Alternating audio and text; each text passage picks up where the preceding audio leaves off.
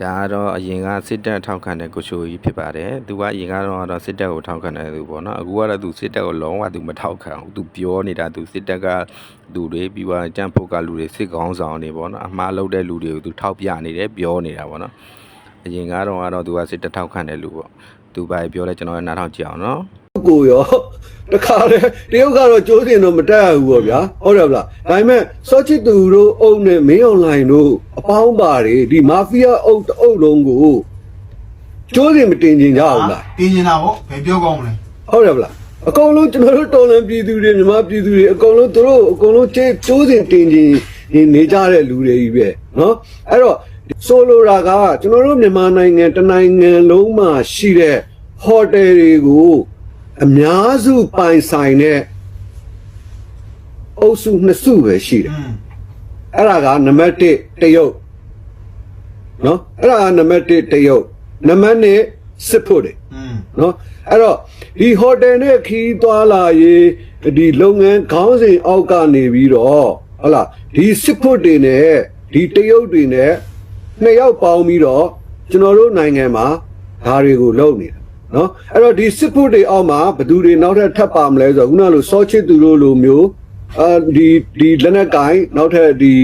အဖွဲ့အစည်းခွဲလေးတွေနော်အဲ့တော့ဒီလူတွေကပါနေတယ်ဆိုတဲ့အခါကျတော့ကျွန်တော်တို့ကဒီဟိုနည်းပေါ့နော်ဒီတရုတ်ခုနကကျွန်တော်ဆိုသလိုပေါ့ဟုတ်လားတရုတ်ကိုလည်းကျွန်တော်တို့လက်မခံနိုင်ဘူးတရုတ်ရဲ့ဒီစစ်တပ်ကိုဟုတ်လားကပိုက်ဆောင်လုပ်ထားပြီးတော့ကျွန်တော်တို့နိုင်ငံကိုကိုလိုနီလုပ်ပြီးတော့ရှိသမျှတွေကိုဂုံသွေးဆုံနေတယ်နော်ကျွန်တော်တို့တော်လန်ရေးကိုဟုတ်လားကြာဆုံးဖို့အတွက်ခြေမုန်းကန်တီးဖို့အတွက်ပြိုကွဲဖို့အတွက်ကိုတရုတ်ကဒီစစ်ဖို့တပ်ကိုဒိုင်ရိုက်ထောက်ခံနေတယ်နော်ဒိုင်ရိုက်ထောက်ခံနေတယ်ဟိုအခုကဲကျွန်တော်တို့လည်းသတင်းမီဒီယာတွေမှာလိုက်ပြီးတော့ဟုတ်လားအကုန်လုံးနားထောင်ပြီးသွားကြပြီဆိုတဲ့အခါကျတော့ရှင်းရှင်းလေးပဲတရုတ်တွေလုံနေတာဟုတ်လားတရုတ်အစိုးရရဲ့တရုတ်ထောက်လှမ်းရေးဌာနရဲ့ဒီပါဝင်ပတ်သက်မှုတွေနဲ့တရုတ်တွေလုံနေတာမြန်မာနိုင်ငံမှာစီးပွားရေးလုပ်ငန်းတွေဟိုအပေါ်ကနေအောက်ထိအကုန်လုံးကိုရဆိုင်ရာအထိနော်တရုတ်တွေပိုင်တာမြန်မာနိုင်ငံအိမ်တွေချမ်းတွေမြေတွေဟုတ်လားအကုန်လုံးကိုဝယ်နိုင်တာတရုတ်တွေပဲရှိတယ်အဲ့တော့ဟိုဘယ်လိုခေါ်မလဲဆိုတော့ဟိုတယ်တစ်ခုကိုလာတယ်ဗျာနော်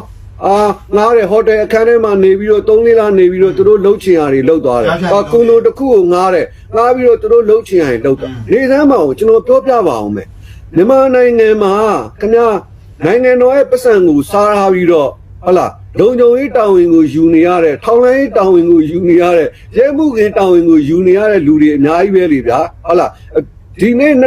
2021အာဏာသိမ်းပြီးတဲ့အချိန်လေးကနေအခုအချိန်ထိမြန်မာနိုင်ငံမှာရှိတဲ့ဟိုတယ်တွေမှာအများဆုံး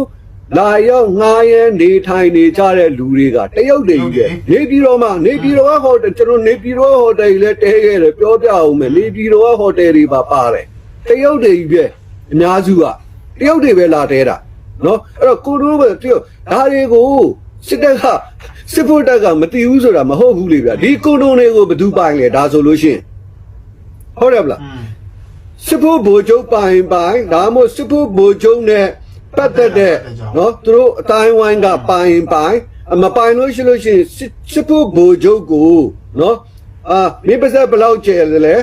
ကျဲတဲ့လောက်ကိုတရုတ်ကနေပြီးတော့ပတ်စံထိုးထည့်ပေးထားတဲ့တရုတ်တွေပိုင်တဲ့ဒါကျွန်တော်ပြောတာမဟုတ်ဘူး NP News ကကျော်မျိုးမင်းတို့ People Media ကကျော်စိုးဦးတို့ပြောတာ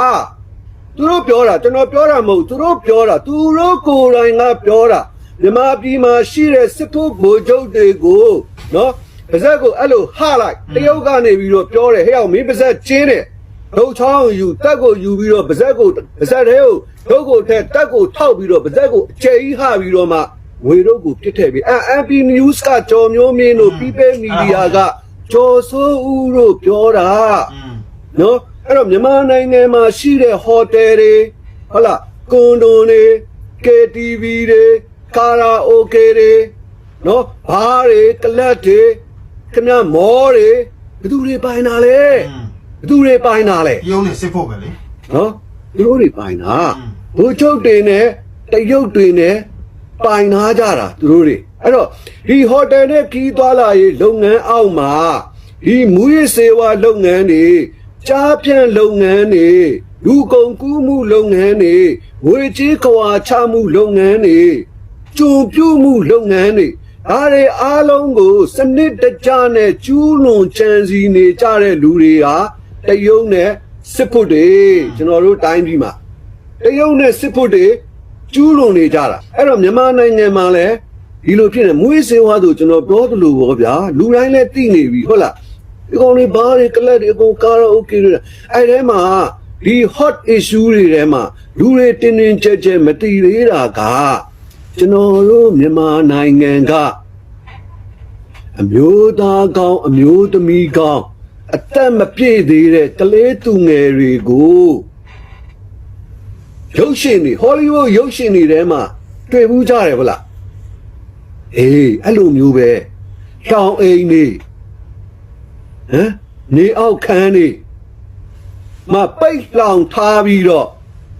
ဖြော်တော်ဆက်လုံးနေတာအသက်73 14 15 16မိန်းကလေးတွေကိုကျွန်တော်တို့တိုင်းပြည်မှာစစ်ဖို့တွေရဲ့စောက်သုံးမကြမှုကြောင့်လက်ပြက်နေတဲ့ကလေးတငယ်မလေးတွေခင်ဗျဟိုးနယ်တွေကနေရှမ်းပြည်ကနေလာတယ်ကရင်ပြည်နယ်ဖအံနေလာတယ်မြေဝကျွန်းပေါ်အေယာဝတီကနေလာကြတယ်ဒီကလေးတငယ်မတွေကိုဒီဟိုတယ်ပိုင်ရှင် KTV ပိုင်ရှင်ကာရာโอเกပိုင်ရှင်ကွန်ဒိုပိုင်ရှင်ဟမ်ဒီတရုတ်တွေနဲ့ဗိုလ်ချုပ်တွေနဲ့ပေါင်းပြီးတော့ရှောင်းအိမ်ထဲမှာထားပြီးတော့လိန်ကျုံပြုတ်မှုလုပ်ငန်းကိုပါဒီကောင်တွေကျူးလွန်နေကြတယ်